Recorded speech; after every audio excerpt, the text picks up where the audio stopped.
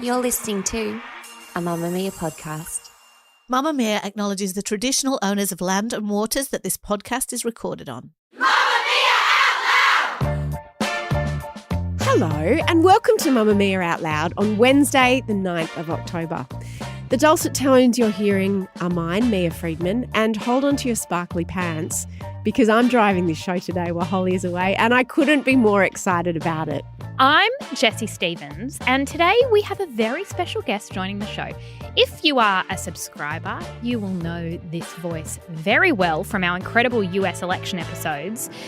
We have Amelia Lester, who is the deputy editor of Foreign Policy magazine. She's an esteemed journalist with a long record of covering American politics. She's even lived in America. Welcome to the show, Amelia. Thank you, and I'm so glad that you keep calling me esteemed because that's in my contract with you guys. Always so esteemed. I've never been called esteemed. I was going to say, never been You used either to have it describe or me. you don't, Jessie. Yeah, what's the definition? Fancy and also smart. On the show today, she's just like Oprah, except she's blonde, white, and 30 years old. Who is Alex Cooper? What is her daddy gang? And why did Kamala Harris choose her podcast to start her media blitz of America just weeks before the election? Plus, what happens when a world-respected wellness guru finds themselves at the centre of some very serious allegations? We unpack the guru-ification and cancellation of the Iceman himself, Wim Hof.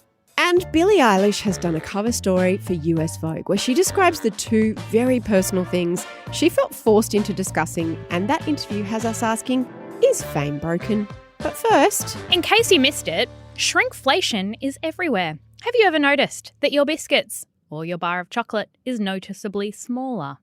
There are less dishwashing tablets in a pack, or your cereal box is a fraction of the size it once was. my caramello koalas are like minis. See, I thought I was getting bigger because I didn't I was think a of kid. that. Yeah, because I was like, when I was a kid, a Freddo frog was the size of my head, but now it's the size of my pinky. And I'm going, am I a giant, or is everything around me becoming smaller? And turns out you're not a giant. Things are getting smaller.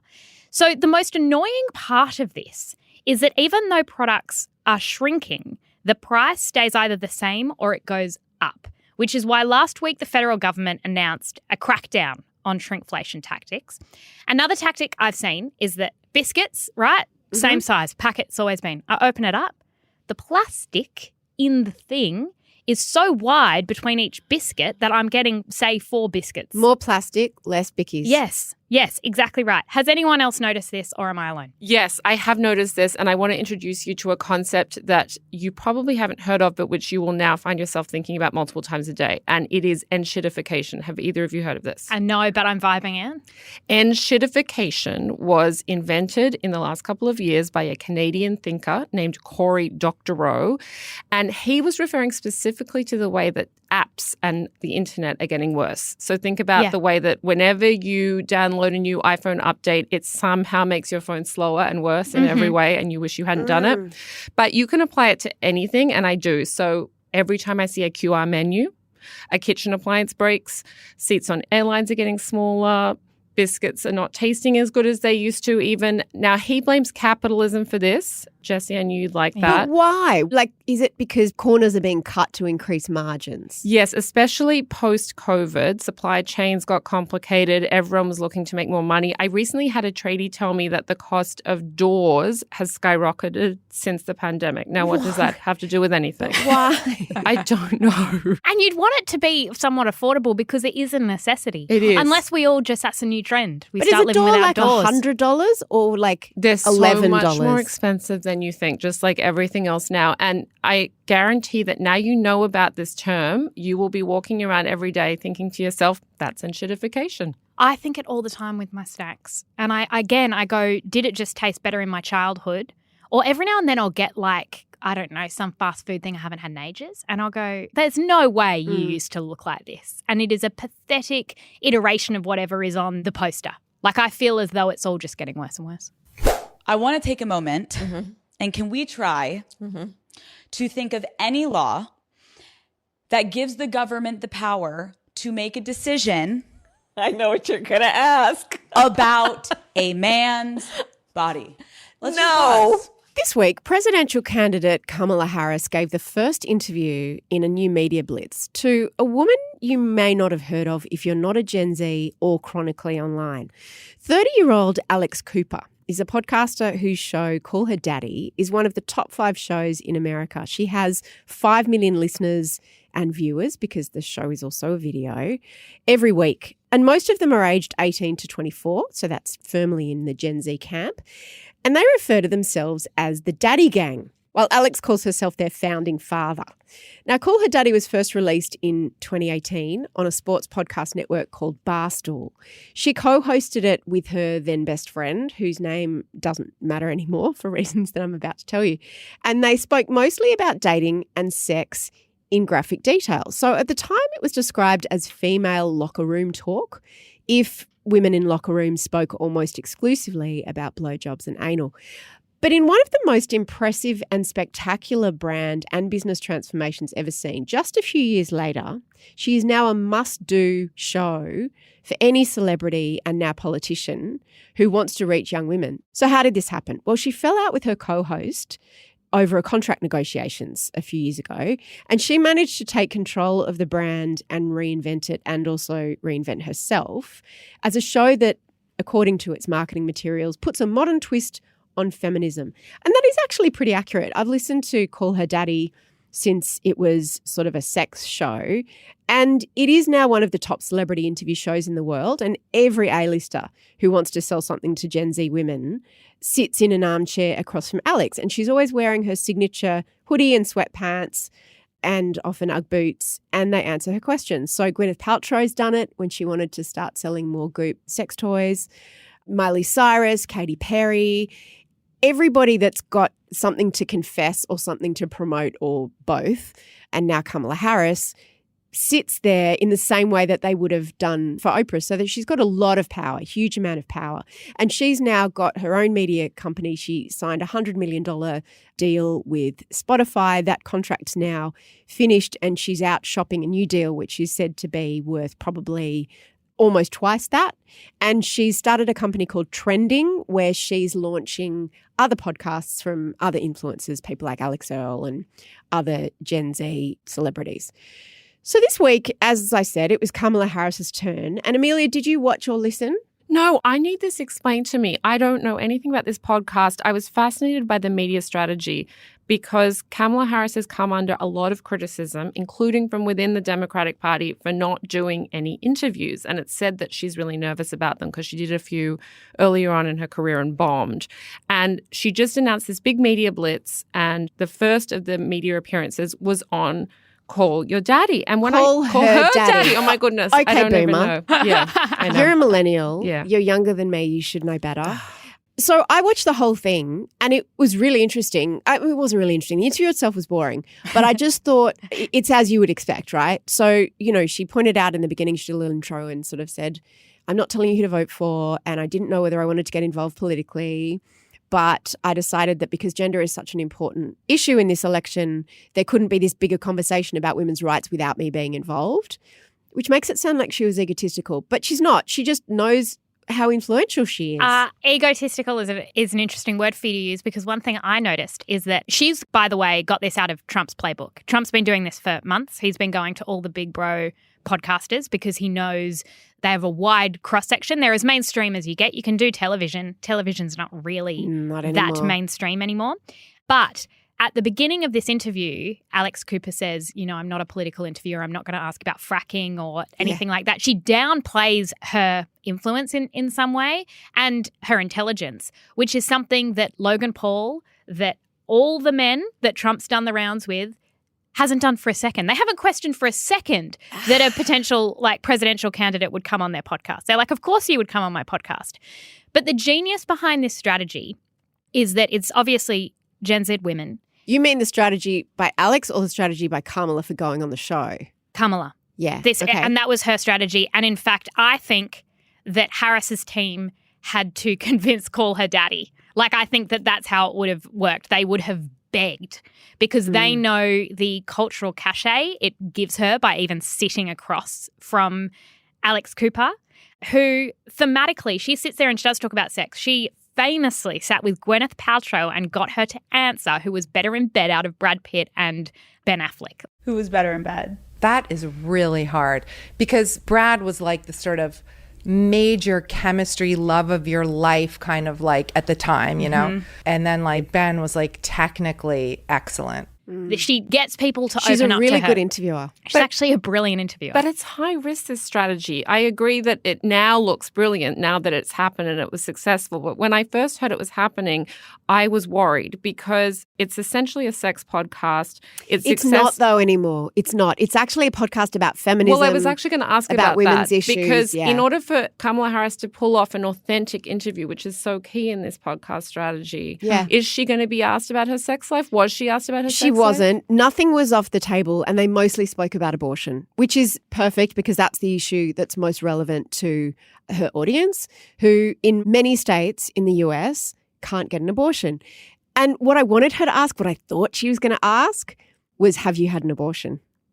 I've been in that position interviewing prime ministers and stuff, and it's like, oh, you know, it's a bit edgy doing an interview with someone who's not a political reporter or Lee Sales. But that is because we are not professionals and we don't know nearly as much as they do about politics. But she was never going to go there. She said that there's nothing off limits. I also think that Kamala Harris could have handled it. And I actually played through my head. If she asked Kamala Harris, what would I say if I was Kamala, have you had an abortion? I would have said, well, that's actually a really personal question, which is why we don't believe the government or anyone other than a woman and her doctor should be involved in this decision. But this is why celebrities agree to do Alex Cooper, is because she's not a gotcha. She has never had a gotcha moment with a celebrity. What she does is she sits there with her legs crossed as though they're just two girls at a sleepover. And her job, and I think I've heard her say this, is to make you look good. So of course I'm going to do it. Relevant, Jessie. Yeah, exactly. That's make you look relevant. Cool. Yeah. So in some ways, Jessie, was this higher risk for Alex Cooper than it was for Kamala Harris? Yes, 100%. And she had to preface this interview with a spiel, to sort of say, in fact, correct me if I'm wrong, Mia, but I don't think that there was ever any sort of explicit endorsement. It was like, I'm not here to change your mind. Her background, grew up Catholic. A lot of her listeners are kind of Midwest. A lot of them would skew conservative. Barstool, who originally had the podcast, is known as conservative. So she said, I'm not trying to change your affiliation. I'm just going to have a chat here with someone who is relevant. I think she also said she's open to having Trump on the show if he wants to talk about women's sex lives and health too. So yeah. And wow, she did. Yes. And what's interesting as well, I was talking to my daughter about it last night, and she loves Alex Cooper, listens to her show a lot. And she said the reaction and the comments, it's just so many comments going, I'm never listening to you again, Trump 2024. So she went into it knowing that it was going to polarize her audience like anybody, like Taylor Swift. She didn't close the comments. She never does. But to me, that's also interesting because a bit like Taylor Swift, she's like, I'm going to do this because I believe that it's the right thing to do. Not endorsing necessarily, but platforming and having the conversation. And it's interesting that you say, oh, it's a podcast about sex. Why would she go on it? It's actually not anymore. That's why it's such an interesting transformation. It's now a podcast about feminism. It's about domestic violence and women's rights and all of those things, as well as celebrities. To push back on that a little bit, the pieces that go viral. So recently, one of the most viral moments from a Call Her Daddy interview would be the one with Katy Perry where she's talking about Orlando Bloom and how basically she wants to give him a blowjob every time he cleans the kitchen. Yeah. Katy Perry's not going to say that anywhere else, but she is going to say it there and then it's going to go viral on TikTok. So true. If I was Harris, I was being briefed on this interview, there would have been nerves, but I imagine too that there was a lot of behind-the-scenes negotiation in terms of what they were going to talk about. I just don't think Alex Cooper would have done it. Like, you know, you're alone in a room with someone. You can ask them, well, not alone, but you can ask them what you want in that moment, but you just don't because you know what's expected of you, right? And so she's also building her brand, Alex. The minute you start asking people gotcha questions or humiliating them or, you know, hey, so how often do you have sex with Doug? And, you know, is it true that he had an affair? Then suddenly people won't come on your show anymore. So I think it has to be spelled out. She said there were no conditions, and I believe that. I want to know, Amelia, do you think that this shifts the needle? Because Alex Cooper is second only to Joe Rogan, really, in the US. She's the most powerful female voice in the world, platformer certainly. Does it shift the needle? Well, there have been calls for Kamala Harris to go on Joe Rogan, in fact. And there's an argument that that would be way more effective for her because I agree. While not all young women are necessarily going to vote for Democrats in November, the audience that she really does need to reach are young men, because we're seeing that young men of all races and ethnicities are turning towards Donald Trump more and more. And there's an argument that this is kind of preaching to the choir. And I continue to be concerned about her media strategy because she's talked to Oprah, she's talked to Call Her Daddy, but when is she going to talk to Joe Rogan? She's on Howard Stern today. Now that's making a start. He's very popular with men too, but I just think she can't ignore half the population for too much longer. Joe Rogan, that's a good idea.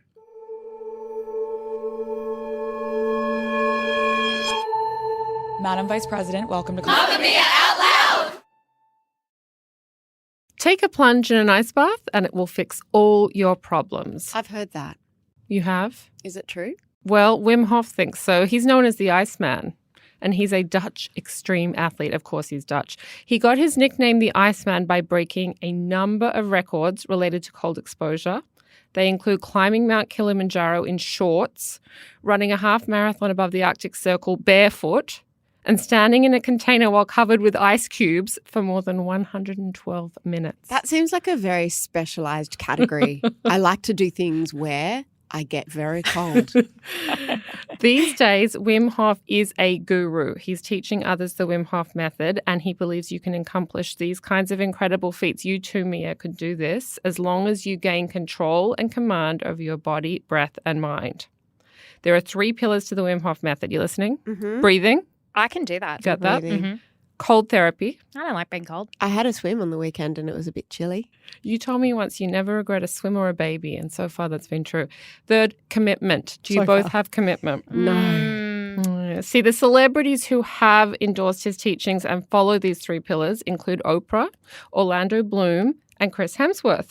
Well, now there's a film about the life of the Iceman, and it's been put on hold because allegations have been made by his former partner in a Dutch newspaper. His ex-partner, Caroline, has made claims he physically, sexually, and verbally abused her during the 10-year relationship. Hof strongly denies the allegations, and he says he is taking legal action against the Dutch newspaper involved. And Caroline and Hof's son, Noah, who is now 21, and her 2 children from a previous relationship also allege verbal abuse. One of his stepsons, Christian, also accuses Hof of physically harming him. He sounds like not a great guy from everything I've read about this case. You're prepared to say that? Sounds like not a nice guy. Well, in his written answer to the 44 questions that the newspaper put to him, Hof denied he had ever been violent. He said, "It is obvious that Caroline is on the warpath and now wants to make everything look different from how it was." And he said that the allegations, specifically the sexual assault allegations, were all lies. So whether or not Wim Hof is a good guy, I can't help but notice a trend, which is wellness bros not always practicing what they preach behind the scenes. Like Russell Brand. Like Russell Brand, he embraced yoga and meditation, and now he's being investigated for serious alleged sex offences, which he denies committing. And have you guys heard of Andrew Huberman? Yeah. We spoke about him, I think, on the Huberman show. Lab. Yep. Goop for bros. Yep. He, unlike Gwyneth Paltrow, has been accused of rage issues and of giving a woman HPV. He denies those allegations. Is that a crime? I mean, I'm not saying it's a good thing, but I don't know if it's... I think knowingly giving a woman HPV yeah, of course. is certainly not a nice thing. See, there's a scale, right? Because the other person, the other guru we talked about on the show was Jay Shetty. And he wasn't necessarily accused of being a bad guy, but of being slightly dishonest about his origin story. Because every guru needs an origin story. And Hof has his, which is that his first wife died by suicide.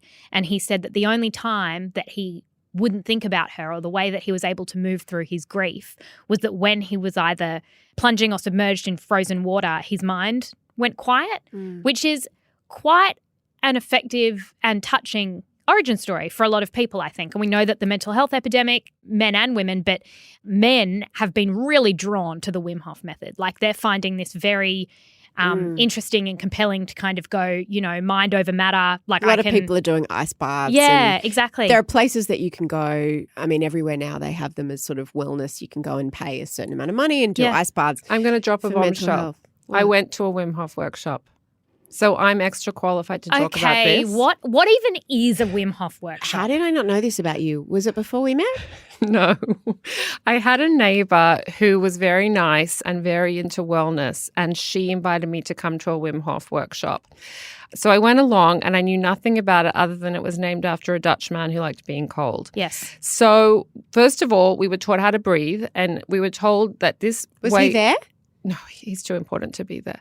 So this is a disciple. It's a disciple, Okay. an acolyte, if you will. So like an Amway meeting or like an MLM? It was in a sort of undisclosed location in like suburban Washington, D.C. So Okay. yes.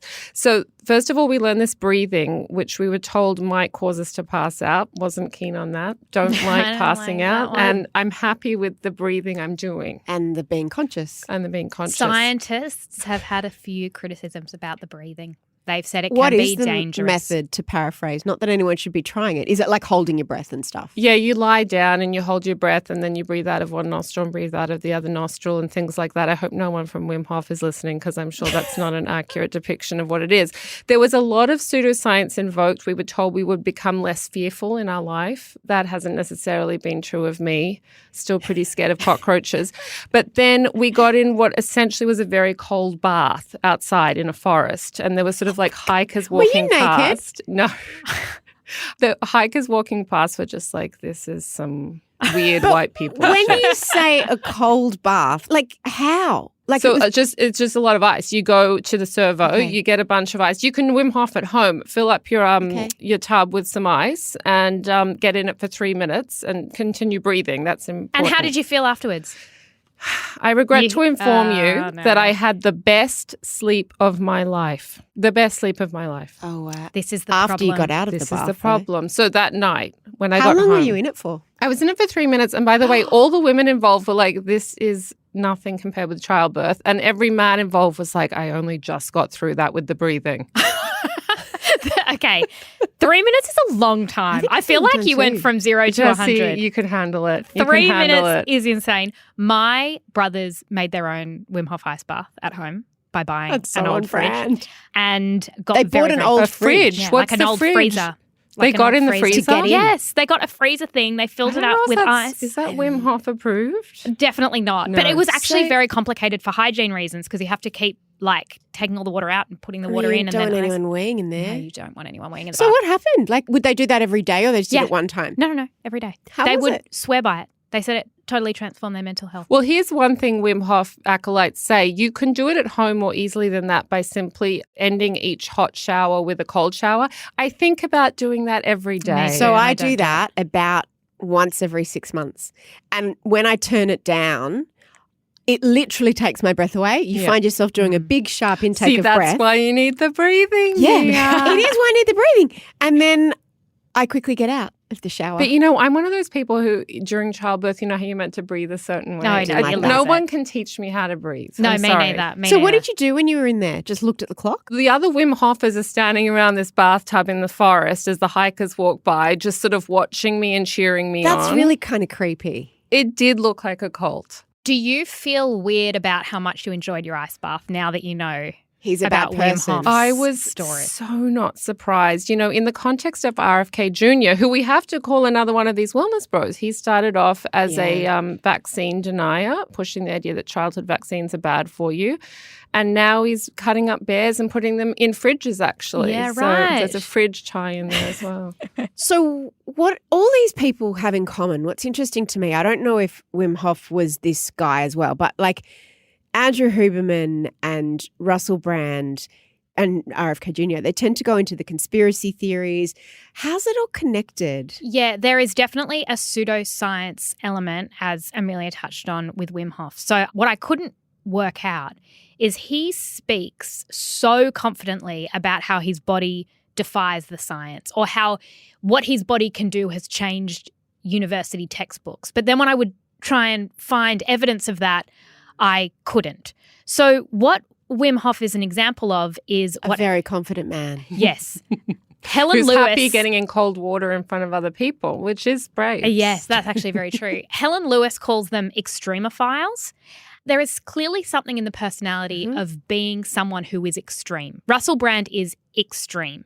Jordan Peterson is extreme. Tim Ferriss also. Yeah. He's another one of those kind of become one of those gurus. He started off by writing the 4-Hour Workweek, and now it's all about ayahuasca and fasting and... Because there's a grain of truth to a lot of their work, but there's something necessarily hyperbolic about it, right? Like they have to kind of exaggerate. They have to have their origin story in order to get this enormous mass audience. The Wim Hof technique is something he's selling. Like he's making a lot of money off it. Do you know what I'm thinking about is Elle Macpherson?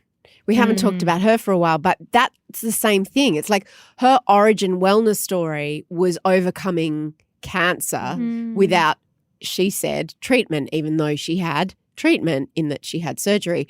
And she was selling a book and also wellness products. What's Wim Hof selling? She also dated a vaccine denier. She did, Andrew Wakefield. Wim Hof sells the workshops. It's kind of like a franchise. So you had to pay to go to it? Yes. The thing I've been thinking about is the crunchy to alt-right pipeline. That's another way of thinking about it. Crunchy meaning kind of hippie-ish. And here's my theory about it. I think it's because the alt-right likes to peddle conspiracy theories, and those are fun in a way. They sort of come up with exciting, mysterious reasons for why the world is the way it is, as opposed to the world just being a sort of laissez-faire mess. Wellness influencers are throwing all their sales techniques at what is just sort of the boring truth that like health is about common sense and luck and vegetables. Yeah, Yes. because you can't make money out of just telling people to eat vegetables and get more sleep. And Wim Hof has said that all of these techniques will like fundamentally change your body and means that he can withstand the cold to a greater degree, right? Pete Evans is another one. Yes, but what's interesting about Wim Hof is that he is in the very, very rare position of having an identical twin brother, right? Which is a great scientific experiment. Yeah. Because you go, well, does your brother who does none of these things, is he able to also withstand great And what's cold? the answer? Yes, he is. No, this is great. It's inherent. It's luck. It's exactly what you say. So this thing that he's selling is just, it looks like Wim Hof might be a freak of nature. Like physically he might be a freak of nature. So it's like Ian Thorpe having really big feet. Yeah. It's not that if you breathe a certain way. In saying that, we'll defend breath work. Breath work will. Oh, yeah. Like psychologists, that is evidence-based in terms of anxiety and management for panic attacks. There is truth to that. Wim Hof didn't discover it. But science is slow and painstaking and boring. So everything that he says, he throws it out, and then science tries to catch up and do some clinical trials. And while they're kind of flailing over here, he's on to the next thing. I'm interested to know if you've done it again. Like you had the best sleep of your life. You didn't find it particularly difficult to do. No, because I don't want to go and buy a ton of bags of ice and throw them in the bath when I have children to bathe, you know? But so then why don't you just turn the temperature? Because I'm chicken. I'm too scared to do it. But you sat in the wilderness with strangers for 3 minutes in the ice. But that was peer pressure. And another flag, by the way, is when, you notice how all these wellness bros, they always name things after them. Oh, yeah. Like red the flag. Wim Hof method. What's the Jessie Stevens method, I wonder? Oh, my goodness. Oh, laying in bed all night and not going to sleep at all because you're worried. Sounds delightful. Having a panic attack in bed. Checking your phone. Scrolling until you reach the end of the internet. Yeah. But breathing. While breathing like this. So with all of these allegations now, which, you know, there's been a lighthearted segment, but obviously the allegations are very, very serious. Are people going to stop doing their ice baths and stop admitting to doing the Wim Hof method? What's it going to do to his brand? Well, in a sad way, I think it kind of adds to his mystique for some of his followers. Really? Oh, that's I don't know. depressing. I would imagine. I mean, not for my lovely neighbour and certainly not for me. But as Jessie points out, there's a lot of men in particular who are attracted to these things. And it sort of taps into that idea that men are being persecuted. I do worry about that, and that it can be framed very easily as a witch hunt, which is why I went really deep on these allegations, and they are damning. They are assaulting a pregnant girlfriend who then went to the ER. They are police reports. They are like, there is a lot of evidence. And as you say, the film has now been, pulled for the time being.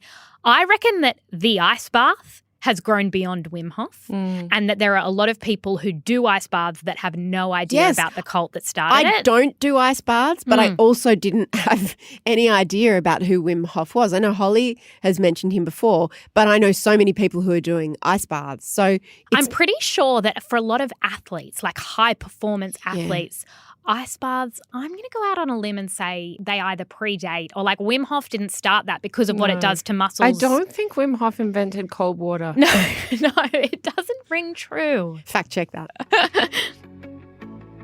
Do you want daily Out Loud access? Why wouldn't you? We drop episodes every Tuesday and Thursday exclusively for Mamamia subscribers. Follow the link in the show notes to get us in your ears 5 days a week. And a huge thank you if you're already a subscriber.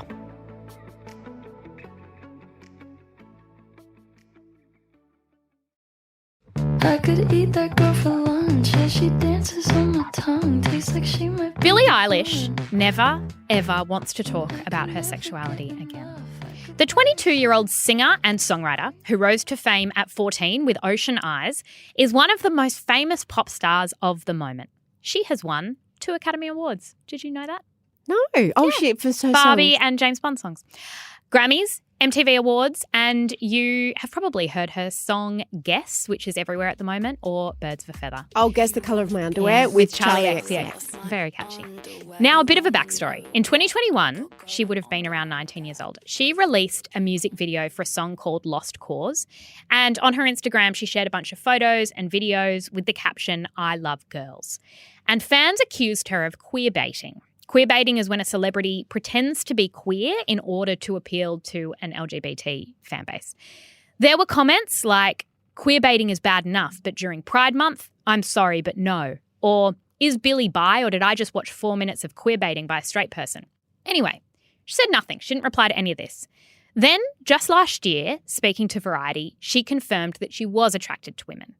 This became a headline about her sexuality, and you'll never believe it, but all the people who accused her of queer baiting went very quiet.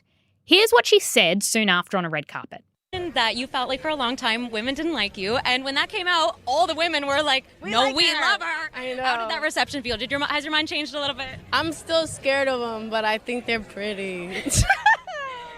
Billie, did you mean to come out in the story? Girl. No, I didn't, but I kind of thought, wasn't it obvious? But in this new interview with Vogue, she has said, I wish no one knew anything about my sexuality or anything about my dating life. Ever, ever, ever, and I hope they never will again. Mia, this happened recently with Tourette's because people kept putting compilations together. I saw them about her apparently ticking, and then she was forced to comment on that.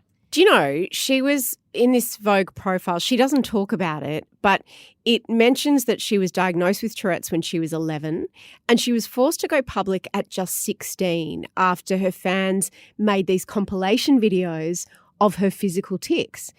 And, you know, I'm sure that the fans didn't have ill intentions, but imagine having to reveal something so personal because your fans are studying all your movements and she already knew what her diagnosis was, but maybe she didn't want to talk about it. And yet she was forced to address it.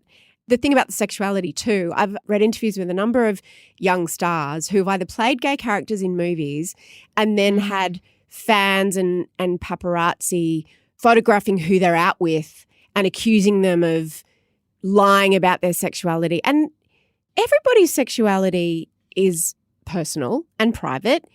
We also know now that sexuality can be fluid and is not necessarily locked down.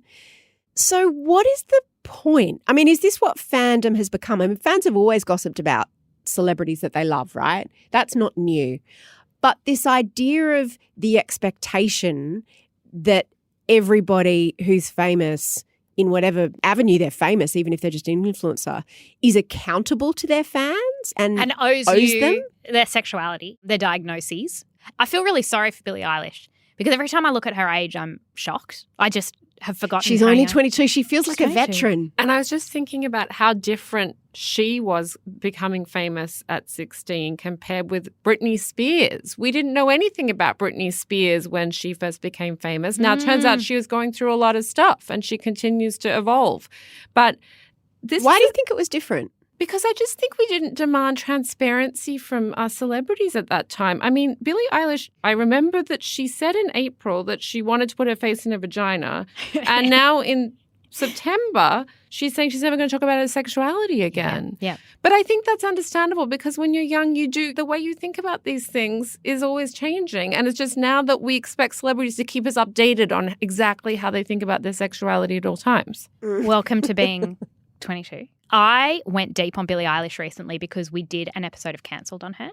And I found this interview. I reckon she would have been 18 or 19. And it's just Billie Eilish musing. They barely ask her a question. They just let her go. And for 4 minutes, she talks about how many times she poops a day and what the poop is like. We don't know how many times a day Britney poops. We don't. And we don't But that's need because to there know. was two things. Celebrity has changed and fans have changed along with it because of social media. So once upon a time, the only way Britney could communicate anything was through the media because she had to give interviews. But now celebrities can communicate directly. So, for example, Chappell Roan's been doing that for a really long time. She's been making TikToks, talking directly to her fans. And you see that there comes a point, Billie was the same. These are women of the internet age. They're digital natives. You know, they never grew up knowing anything different. There's a time when you see the wall come down, and we're watching that play out badly in real time with Chappell Roan. But with Billie, you've seen she's consciously gone, right, wall's coming down. You know what it reminds me of is going on Facebook and it serves you a status from 8 years ago or 10 years ago or whatever, when I was probably around Billie Eilish's age. And I think, I cannot believe I wrote that or I shared that or that was something I was willing to confess. Only my however many Facebook friends saw it, but she did it in front of the entire world. And now it's just sort of out there. I think there's a bit of a movement away from that. I think that, I know not everybody spills their guts on the internet, but Jessie, particularly you and I, also came up in the age of confessions and writing and talking very personally about ourselves. Amelia, you haven't done that nearly as much. You're a different kind of journalist. Well, you are a journalist. Oh, she's esteemed. She's esteemed. That's what esteemed means. But I'm certainly feeling that I want to pull back from some of that now because it doesn't feel safe. It feels like you're leaking bits of yourself. We saw this in real time actually recently. Did you see that there was a TikTok of Jenna Ortega, who is in the new Beetlejuice remake, on the red carpet with Winona Ryder? Winona Ryder is asked an invasive question by a camera person or by an interviewer, and Jenna Ortega turns to Winona Ryder and says, "You don't have to answer that." Boundaries. But also what's fascinating about that example is the age difference between the two. Yeah. That's the point. It wouldn't have occurred to Winona at Gen X. No. You're asked a question, you have to answer it. That idea that celebrities can now communicate directly with their fans, that's a good thing, but it goes the other way too, which I think is what you're getting at too, that fans can now communicate directly with celebrities. And it turns out that celebrities have feelings too, as again shown by Chappell Roan saying, "This is too much for me." And I was thinking about that also in relation with Billie because her mother recently had to come out and explain why Billie is not a Nepo baby, because people on the internet have been accusing Billie Eilish of being a Nepo baby. Her mother was an actor in the 90s. She appeared on one episode of Friends. People were saying that because she was on Friends and she was on Curb Your Enthusiasm, The X-Files, West Wing, never in starring roles, this somehow made Billie a Nepo baby. And her mother, Maggie Baird, said, "Look, this is a ridiculous charge. I was a working class actor. I went on Friends because I was about to lose my health insurance." But it just reminds me that back in the day, no one would have known that these things were being said about them. Yeah, that's true. Yeah, exactly right. You don't have to defend yourself. And I heard this argument recently, the argument for Nepo babies, which I really liked. If someone is going to get really famous, like think of Justin Bieber or think of Britney Spears, whose parents had nothing to do with the industry. They had no context. They had no connections. Things go really badly. Whether or not she's a Nepo baby, that's interesting.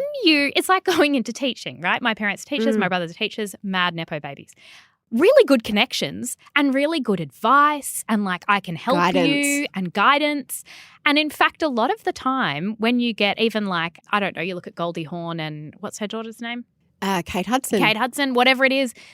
Often they thrive. Gwyneth Paltrow. Yeah. That's interesting. I mean, a lot of people would say that's because of privilege. Oh, absolutely. But I also think that there's an element of protection because I must say, actually, with the Billie Eilish example, when she was talking about her poop, and she was also saying all these things that I went, oh, this is going to be And how many twisted. times a day does she poop? There was once when she pooped 8 times and she said it was great. And I was like, I don't think that's I feel like that's too many That's too many. times. I think that that's actually food poisoning. But her mum was just out of shot while she was doing this. And she's not yet 20. And I thought, and this is again why I think that the parents are also on trial here, because I kept thinking, pull the plug. Go, you know what? Billie needs her lunch. Flush the toilet. Move on. Have you ever tried to tell a 20-year-old what to do? I guess the question of protection, and also even with Chapel Roan, who gets involved and who sort of goes, I don't know, who's looking out for Billie Eilish in that instance? Well, this is the first, in the Vogue interview, it said this is the first tour that she's done without her mother or her brother. And again, I was like, oh, really? Oh, she's 22. And that seems impossibly old and impossibly young at the same time. Do you think it's possible for Billie Eilish now, when she's got a song out about Guess the Colour of My Underwear, to never talk about her sexuality? Yeah, boundaries. I think she can talk about whatever she wants to talk about or not. And that's the other thing. Celebrities aren't beholden to the media machine anymore. Like, she might go on Alex Cooper's podcast and talk about it in that context, even though context has been flattened because that then becomes, you know, a TikTok thing and is reported everywhere else.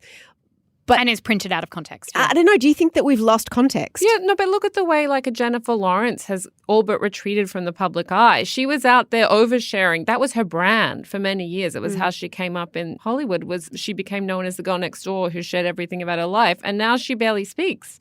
So I think now we understand that people can put in place boundaries and we respect them more. Everybody's talking about Nobody Wants This with Kristen Bell and Adam Brody.